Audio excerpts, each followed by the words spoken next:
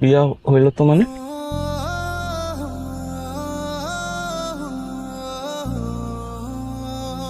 তোমার কপালে বিয়া নাই।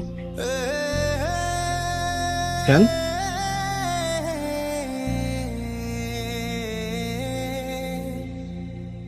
আরে মজা করতেছি, রাগ করছো? না, রাগ করি নাই। আমার কপালে বিয়া আছে, এবং আমার বউ হইবা তুমি। তাই জানো হয়। তাই হইব। এবার খাও। খুব মজা হয়েছে জানো, খুব। আমার এত খিদা লাগছিল। হুম।